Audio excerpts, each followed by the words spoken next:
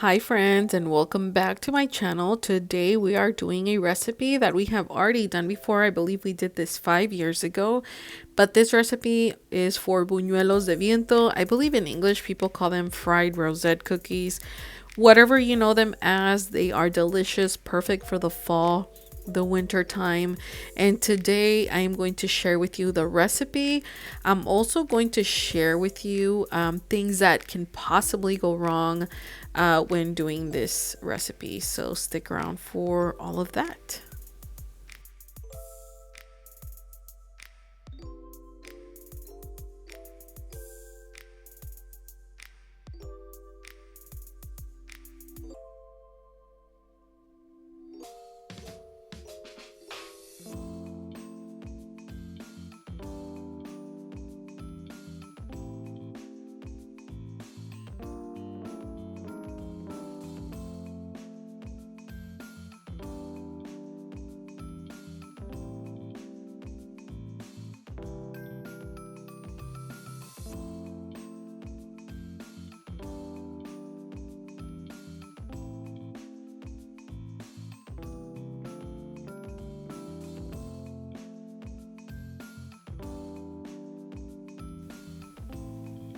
To our mixing bowl, we are going to add in all-purpose flour.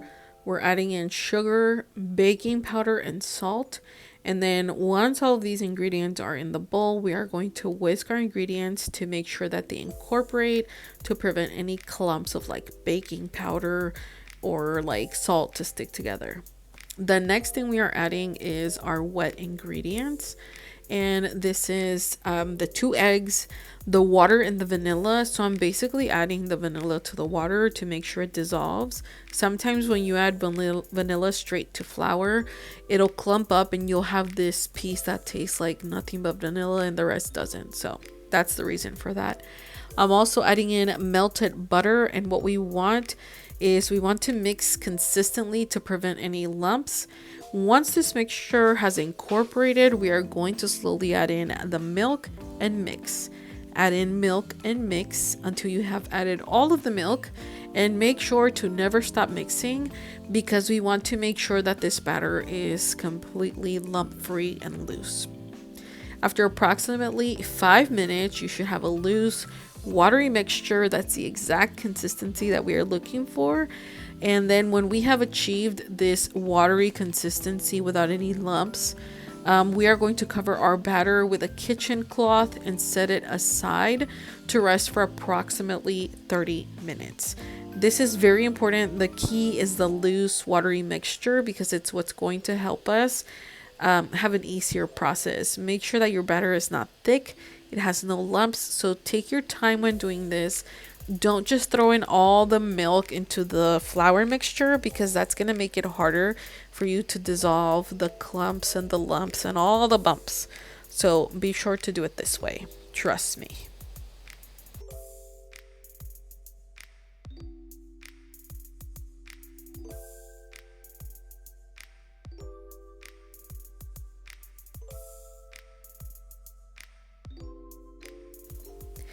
While our batter is resting, we're going to set up our working area and we're going to begin to gather our equipment to fry the buñuelos. So we want to prepare our oil. I like to use a shallow frying pan that is big enough to hold at least 2 buñuelos at a time. And the reason for this is that while one buñuelo is frying, my mold can continue to heat and will never become cold.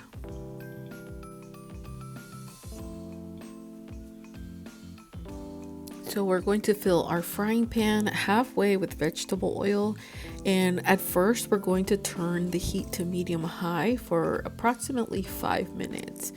And then while the oil is heating, your mold should also already have been washed, dried completely, and should now be resting inside the pan with the oil to heat. After 5 minutes have passed, turn down your heat to medium heat and continue to leave your mold for an additional 5 minutes to finish heating. You want to make sure that your mold is not cold because remember, it's been resting either in your kitchen, in like a utensil holder in the back of a drawer, so it's really cold. To be sure that before you do all this, you wash it, allow it to dry, and then make sure that you heat it thoroughly, because otherwise that's where your problem is going to start. To completely set up our area while the mold is heating, we are going to need a baking sheet lined with paper towels, basically to rest our fried buñuelos. If you don't have a baking sheet, just make sure that you have like a long dish, or a long Pyrex dish, a long, I don't know, it can even be like a salad dish. Just make sure that it has paper towels lined to make sure that any excess oil drips onto these little towels. We will also need the cinnamon and sugar mixture to dust our buñuelos that have cooled a bit while we fry up the rest of the buñuelos. For this mixture, it is 1 cup of sugar, granulated sugar, plus a 1/4 teaspoon of cinnamon to dust our buñuelos. At the end, I do let you know that this amount of mixture only covered about half of my buñuelos. So if you plan on covering all of them with the sugar cinnamon mixture, double that recipe. I ended up covering the rest of my buñuelos with chocolate, as you'll see in the end, but I just thought I might give you that little side note before you start working and then realize that it's only enough to cover half. So basically what we also need is a utensil to help us flip the buñuelos. So this can either be a metal skewer stick, or you can use like a wooden skewer, like the ones that you use to make like kebabs.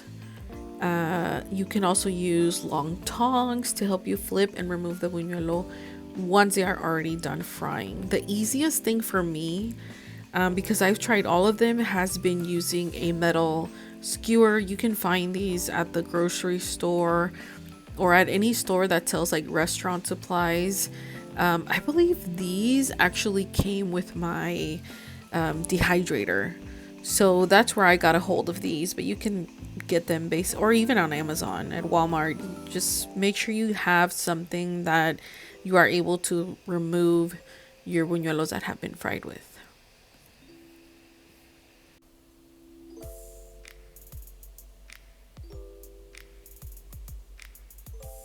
Now, as you watch the footage of the buñuelos being fried, I basically want to go over some things that may go wrong while you are using the Rosette mold, and how to troubleshoot the things that go wrong. So basically, in the beginning, you may encounter this problem like I did, but your mold has been heating for 10 minutes. And then when you go to shake off the excess oil and you bring it to your batter, then you bring it to the oil, but it sticks and it's not releasing from the mold. This may be because your mold is too hot. So the batter finished frying during the time when you dunked the mold into the batter. Then you took it to the frying oil. This usually occurs with the first few buñuelos. So if this happens in the beginning, don't panic and don't stop.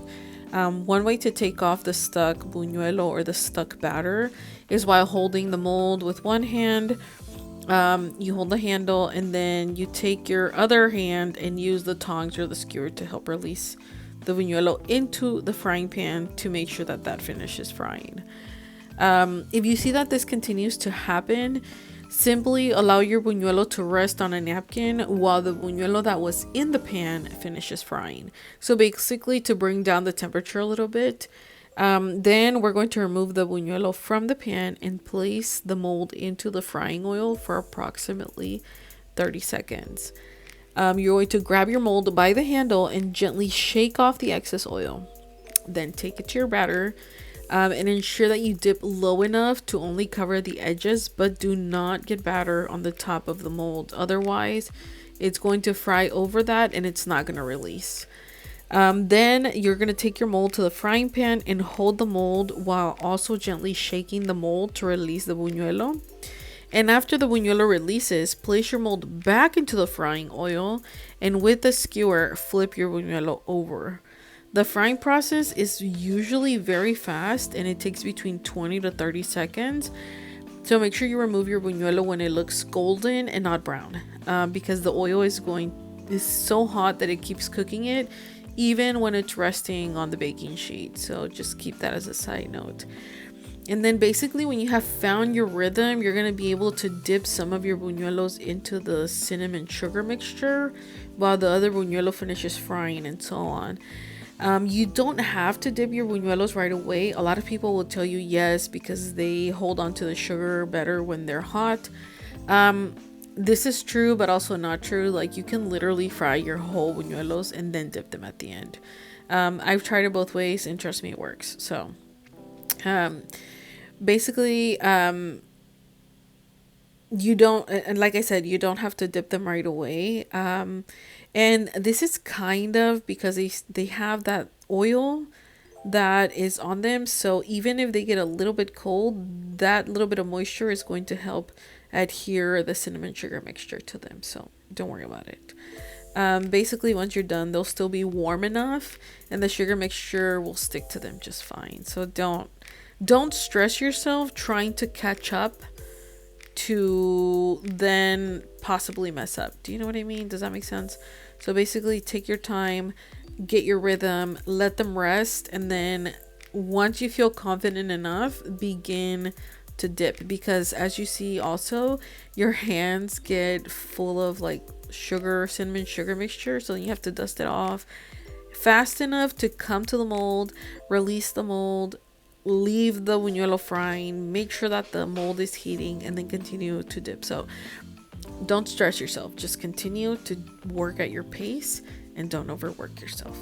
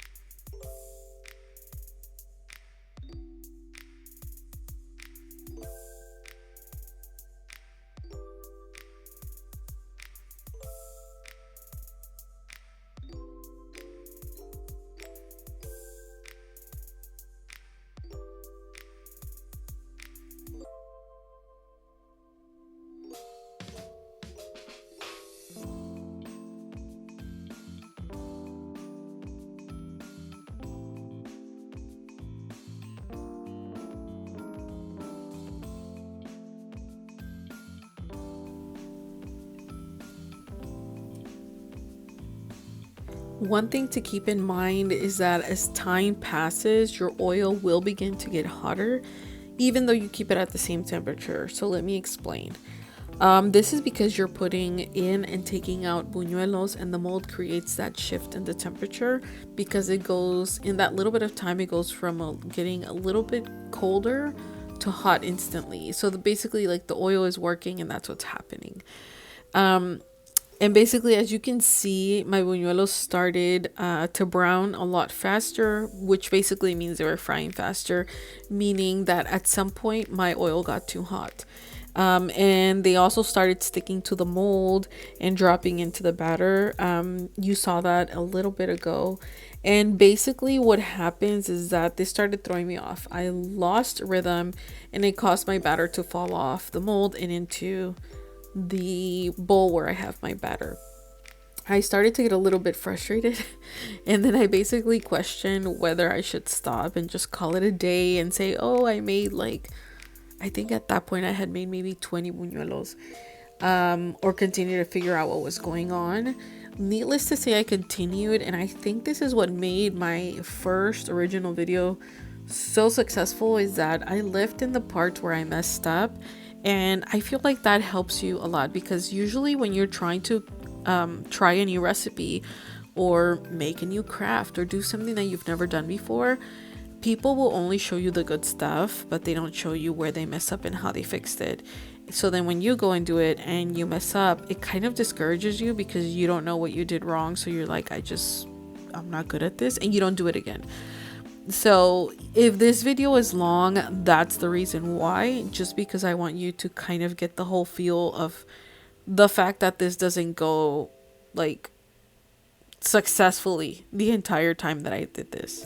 So just kind of like a little side note on that. There did come a point where no matter how much I shook off the excess oil, the batter was slipping off the mold, and I had no clue what was going on. So basically, like I said earlier, I started to notice that my mold was too hot and the batter was sticking on some sides and sliding off on other sides. So I decided to lower my heat just a tiny little bit, like literally almost nothing. I also grabbed a few napkins and decided to start over without any batter in the frying pan. So I basically allowed my mold to rest on some napkins and allowed the temperature of the oil to come back down. And this took approximately, I don't know, maybe about a minute. I also took this time to remove any of the batter that halfway cooked and dropped into the batter bowl, just to make sure that it didn't obstruct any new buñuelos from being dipped and fried. And basically once my mold had rested for about 30 minutes, not 30 minutes, 30 seconds, I placed my mold back into the oil, allowed it to rest for 30 seconds in the hot oil, shook off the excess, and then took it to the napkins to remove excess oil, which at this point was what was working. And at some point you're probably gonna have to do that. Some people successfully do it without doing that. I did for half of the time, and then I had to start removing oil because, like I said, there's a point where your mold gets too hot, so you kind of have to figure out how you can help it. Anyway, I shook off the excess oil and then took that napkin to remove the excess. I allowed it to cool enough for me to dip the mold into the batter, and then I brought the mold back to the frying oil, shook the mold lightly to help release the buñuelo, and with that I was able to continue with the remainder of the buñuelos. So eventually I found my rhythm again. The fact that my buñuelos started browning more from one side than the other, that's just simply a matter of if your stove is tilted on one side, if your frying pan, the pan that you're using to fry, is probably thinner on one side than the other because it's probably old. That's basically it. Like, there's no real rhyme or reason for that. It's just that. So I started to just kind of like move the buñuelo on my own with the skewer to kind of help it brown evenly. But honestly, at the end, you cover these with either chocolate or cinnamon sugar and nobody's gonna notice. I mean, unless you're selling these to people. I just gifted these to friends and family, but if you're selling these, then definitely practice a lot more. If you are selling these, I do recommend using maybe a mold that is a little bit like higher, that makes buñuelos that are a little bit not thicker, because they're not thicker, they're just taller. Just, I don't know, for packaging reasons or so that they don't break as easily. But you can also sell these. I've seen people put these into little bags and sell them.